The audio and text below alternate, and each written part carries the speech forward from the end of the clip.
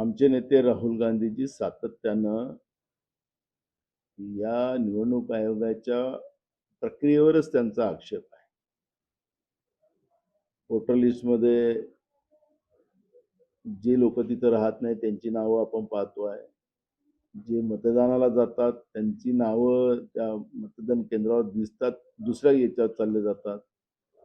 हा एक आहे. आपण पाहिलं असेल या निवडणुकीमध्ये माध्यमातच दाखवलं जात होतं की त्याला जी शाई लावली जाते ती शाई पुसली कशी जाते ते पण आपल्याला आपल्या माध्यमातून आम्ही पाहत होतो.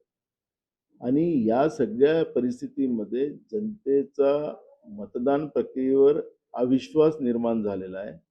आणि महानगरपालिकेमध्ये मतदानाचा टक्का एकदम खाली पडलेला आहे.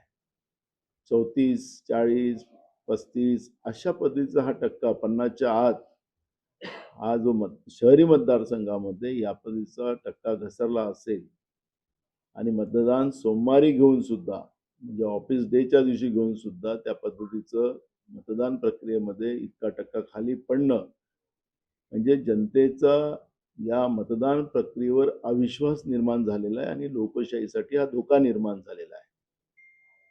आणि त्या दृष्टिकोनातून मी आज निवडणूक आयोगाला येणाऱ्या जिल्हा परिषद पंचायत समितीच्या निवडणुकीमध्ये हे बायलेटवर अनेक राज्यात बायलेटवर जेव्हा मतदान घेतलं जात आहे तर महाराष्ट्र हा पुरोगामी राज्य आहे, शाहू फुले आंबेडकर विचाराचं राज्य आहे. या राज्यात निवडणूक आयोगाने आणि राज्य सरकारलाही आम्ही पत्र लिहिलेलं राज्याच्या मुख्यमंत्र्याला की त्यांनी या प्रक्रियेला मदत करावी आणि निवडणूक आयोगाने बायलेटवर मतदान घ्यावं ही आम्ही मागणी केलेली आहे.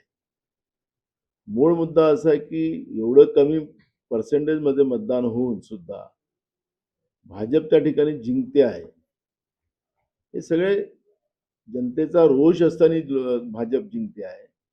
प्रचंड राग भाजपबद्दल जनतेमध्ये आहे. जिंकते कसं हे लोकच प्रश्न विचारतात आणि त्याच्यामुळे या व्यवस्थेबद्दलचा एक अविश्वास निर्माण झालेला आहे आणि म्हणून मी आज निवडणूक आयोगाला पत्र दिलेलं आहे.